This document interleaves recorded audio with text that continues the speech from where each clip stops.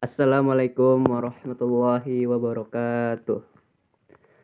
Perkenalkan, nama saya Muhammad Dafa dari kelas 91 absen 16 dari sekolah MTSN 1 Kota Bekasi.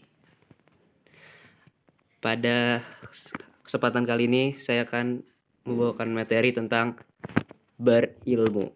Nah, ini dia berilmu. Nah, pertama kita ke bagian pengertian berilmu. Menurut bahasa, arti kata ilmu berasal dari bahasa Arab ilm, bahasa Latin science, yang berarti tahu atau mengetahui atau memahami. Nah, sedangkan menurut istilah, pengertian berilmu adalah memiliki atau mempunyai ilmu pengetahuan atau kepandaian. Nah, menurut saya sendiri, berilmu itu adalah,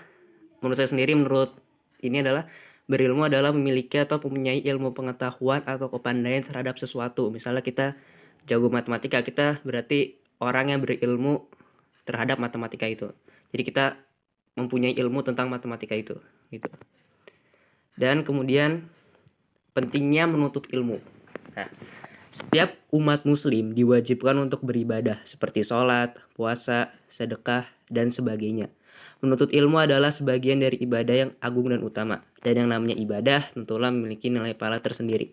Namun tentu saja ilmu yang dituntut haruslah ilmu yang baik dan bermanfaat agar berkah. Nah, menuntut ilmu itu termasuk ibadah ya teman-teman. Nah, karena setiap ibadah itu memiliki nilai pahala tersendiri. Berarti kalau kita menuntut ilmu, kita juga mendapatkan pahala. Dan kalau kita menuntut ilmu, kita harus menuntut ilmu yang baik dan bermanfaat. Artinya kita menuntut ilmu itu yang baik-baik, bukan kita menuntut ilmu yang gak berguna. Misalnya ilmu bermain game, itu kan ilmu yang gak berguna kan. Selanjutnya, nah ini dia. Jika pentingnya menuntut ilmu tuh kita bisa mendapat pahala besar. Nah, itu kita familiar dengan hadis di bawah ini, yaitu apabila seorang muslim meninggal maka terputuslah pahala segala amalannya, kecuali dari 3 perkara, yaitu sodakoh jariah, ilmu yang bermanfaat, atau anak soleh yang mendoakannya. Hadis riwayat Muslim nomor 1631. Nah, hadis tersebut sangat terkenal kan, dan menunjukkan bahwa ilmu memiliki pahala yang besar, bahkan saat kita sudah meninggal pun. Oleh karena itu, tuntutlah ilmu sebanyak mungkin dan gunakanlah untuk kebaikan. Niscaya pahalanya akan terus mengalir untuk kita. Nah, kenapa menuntut ilmu penting? Nah, ada hadisnya di hadis riwayat Bukhari dan Muslim. Nah, itu Rasulullah bersabda, barang siapa yang menghendaki kebaikan di dunia, maka dengan ilmu. Barang siapa yang menghendaki kebaikan di akhirat, maka dengan ilmu. Barang siapa yang menghendaki keduanya, maka dengan ilmu. Yang artinya adalah, arti dari hadis ini adalah, jika kita ingin sukses di dunia, kita harus punya ilmu dunia. Dan jika kita ingin sukses di akhirat, kita harus punya ilmu akhirat atau ilmu agama. Nah, kalau kita pengen sukses di dunia akhirat, kita harus punya ilmu dunia dan juga harus punya ilmu akhirat gitu. Nah, selanjutnya dasar hukum menuntut ilmu. Nah, dasar Islam menuntut ilmu hukumnya adalah wajib, yang artinya adalah jika kita kerjakan dapat pahala, jika diabaikan ya dapat dosa. Nah, berarti kita harus menuntut ilmu, semua ilmu dong, yang nggak semua ilmu juga harus kita tuntut. Nah, di sini ada hukum menuntut ilmu. Hukum menuntut ilmu bagi muslim itu ada 2. Pertama, ilmu agama seperti akidah, ibadah, dan akhlak. Hukumnya tuh wajib ain. Artinya itu wajib banget. Jadi kalau kita ini sebagai muslim menuntut ilmu tuh harus banget menuntut yang namanya ilmu agama tuh yang pertama. Nah, baru kedua adalah ilmu umum. Nah, seperti kedokteran, MIPA, IPS, dan sebagainya. Nah, hukumnya itu wajib kifayah. Yang artinya, jika salah satu sudah ada yang belajar, maka yang terwakili. Berarti kita ilmu dunia satu aja nggak apa-apa. Misalnya kita jago kedokterannya nih. Jago dokterannya. Jago MIPA-nya doang misalnya. Itu nggak apa-apa. Sudah terwakili. Tapi misalnya, kalau ilmu agama, itu beneran kita harus paham atau kita harus menuntut ilmu dari semua cabangnya, kayak akidah, ibadah, dan akhlak itu semuanya kita harus bisa pahami. Tapi kalau ilmu umum cuma satu aja juga nggak masalah, yang penting satu aja yang wajib. Nah, apa sih dalil kita harus menuntut ilmu? Nah, ini ada di Quran surat Al-Alaq ayat 1-5. Tentu saja teman-teman tahu karena ini adalah wahyu pertama yang diturunkan kepada Rasul kita Nabi Muhammad SAW di Gua Hiro, yang berbunyi Bismillahirrahmanirrahim. Iqra bismi rabbikal ladzi khalaq. Khalaqal insana min 'alaq. Iqra wa rabbukal akram. Alladzi 'allama bil qalam. 'Allamal insana ma lam ya'lam. Yang artinya adalah, bacalah dengan menyebut nama Tuhanmu yang menciptakan. Dia telah menciptakan manusia dari segumpal darah. Bacalah dan Tuhanmu lah yang maha mulia, yang maha mengajar manusia, yang mengajar manusia dengan pena. Dia mengajarkan manusia apa yang tidak diketahuinya. Nah, kalau kita lihat ayat ini, kita pahami, maksud dari ayat ini adalah, kan ikro itu adalah bacalah. Kita disuruh membaca oleh Allah Subhanahu Wa Taala. Berarti kita harus menuntut ilmu. Next, nah ini dia. Ada hadis, nah yaitu menuntut ilmu agama adalah kewajiban dan tugas kehidupan seorang muslim. Nah, dari sahabat Anas bin Malik radhiyallahu anhu, Rasulullah SAW bersabda, "Thalabul ilmi fardhatun ala kulli muslim." Menuntut ilmu agama hukumnya wajib bagi setiap muslim, baik laki-laki maupun wanita. Jadi, menuntut ilmu agama itu hukumnya wajib bagi setiap muslim. Jadi kalau ilmu agama tuh itu wajib kita pahami lah. Nah, apa sih manfaat menjadi orang yang berilmu? Manfaatnya tuh di Quran surat Al-Mujadalah ayat 11, yang artinya Allah akan meninggikan orang-orang yang beriman di antaramu dan orang-orang yang diberi ilmu pengetahuan beberapa derajat. Nah, dari ayat ini kita bisa lihat kalau orang-orang yang diberi ilmu pengetahuan, orang-orang yang berilmu itu dinaikkan beberapa derajat oleh Allah Subhanahu Wa Taala. Kan ini artinya Allah akan meninggikan orang-orang yang beriman di antaramu dan orang-orang yang diberi ilmu pengetahuan beberapa derajat. Jadi salah satu manfaatnya adalah orang berilmu adalah akan diangkat derajat oleh Allah Subhanahu Wa Taala. Nah, ada hadis lagi nih, yaitu menempuh jalan menuntut ilmu. Nah, ini salah satu manfaat orang yang berilmu. Kita baca hadis riwayat Abu Daud nomor 3091 yang artinya, barang siapa menempuh jalan untuk mencari ilmu, maka Allah akan mudahkan baginya di antara jalan menuju surga. Sesungguhnya malaikat meletakkan sayapnya sebagai tanda ridho pada penuntut ilmu. Sesungguhnya orang yang berilmu dimintai ampun oleh setiap penduduk langit dan bumi, sampai pun ikan yang berada di dalam air. Masya Allah. Bayangkan ya teman-teman, orang yang mencari ilmu itu dimudahkan jalannya menuju surga oleh Allah Subhanahu Wa Taala, dan sampai malaikat pun meletakkan sayapnya sebagai tanda ridho pada orang yang menuntut ilmu, maksudnya. Dan sampai penduduk langit dan bumi, sampai ikan yang berada dalam air pun meminta ampunan kita kepada Allah Subhanahu Wa Taala. Masya Allah. Next, nah ada hadis lagi nih, hadis riwayat Tirmizi.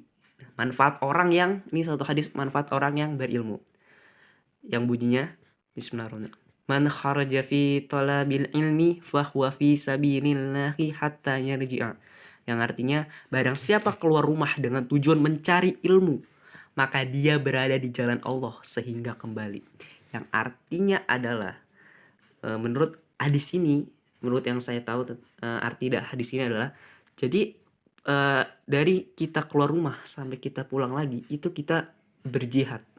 Yang artinya apa? Misalnya teman-teman sekolah nih, kalau dari rumah terus ke sekolah tujuannya adalah mencari ilmu, bukan main, bukan ngapa-ngapain, tapi adalah tujuan mencari ilmu. Ya berarti saat kita keluar rumah sampai kita pulang lagi, itu kita berada di jalan Allah. Yang artinya jika kita meninggal di saat kita mencari ilmu, kita matinya mati syahid. Masya Allah. Jadi kalau kita keluar rumah, usahakan niat kita adalah untuk mencari ilmu.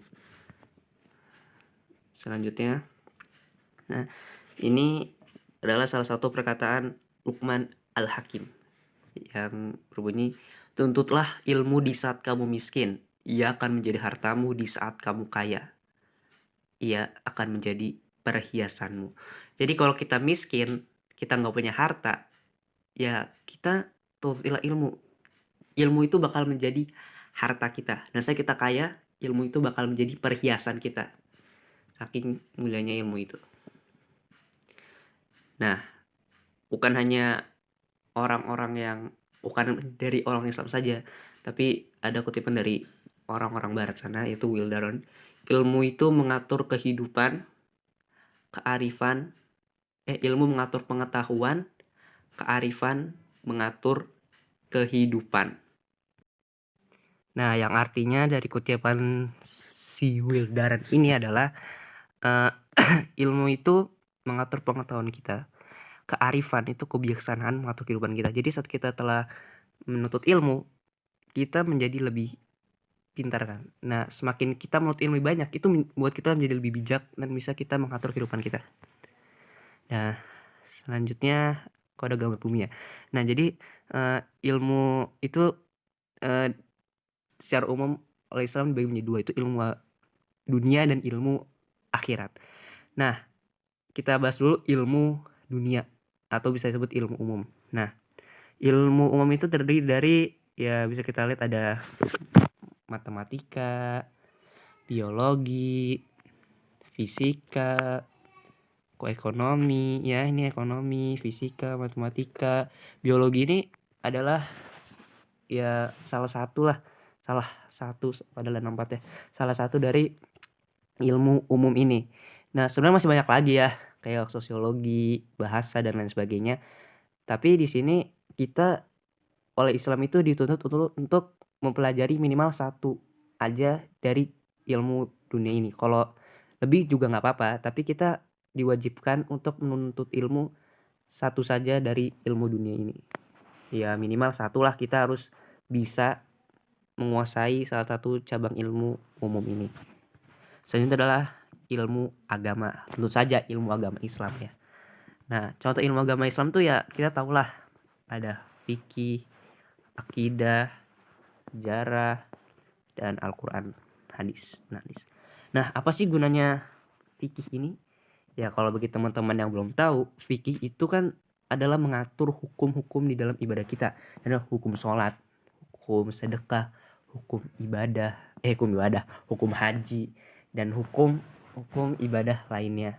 Seperti bukan hanya ibadah tapi mengatur hukum Islam tuh kayak gimana, kayak makan halal haram, hitan, pernikahan. Pokoknya hukum-hukum yang di dalam Islam itu berada di dalam hukum fikih ini. Jadi kita wajib banget belajar hukum fikih.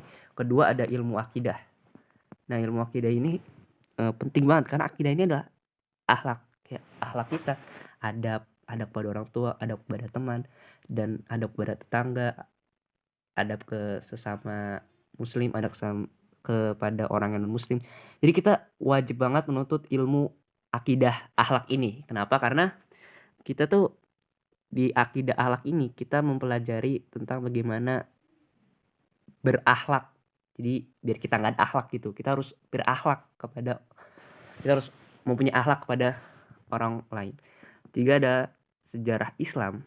Ya tentu saja sejarah Islam, yaitu ya sejarah Islam lah. Jadi bagaimana Nabi Muhammad SAW Isra Mi'raj, bagaimana Islam menguasai dunia selama hampir 13 abad, bagaimana Nabi Muhammad SAW menaklukkan Mekah, dan bagaimana Nabi Muhammad hijrah dan lain sebagainya. Itu kita wajib banget biar kita sebagai muslim tuh tahu bagaimana sejarah Islam itu. Dan ada Al-Quran hadis juga, dimana ya kita harus wajib banget mempelajari Al-Quran biar kita tahu apa yang Allah perintahkan kepada kita gitu. Selanjutnya, nah ilmu agama itu lebih berharga. Ya jelas ilmu agama itu lebih berharga daripada ilmu umum, karena kita diwajibkan ilmu agama tuh semuanya. Sedangkan ilmu umum tuh ya cuma beberapa aja udah boleh. Karena ilmu agama dan ilmu umum itu kita tuh nggak harus seimbang gitu. Jadi nggak boleh kita belajar ilmu agama tuh ilmu agama terus, tapi ilmu dunianya kita nggak belajar, nggak. Pokoknya ilmu agama kita belajar, ilmu umum kita juga belajar.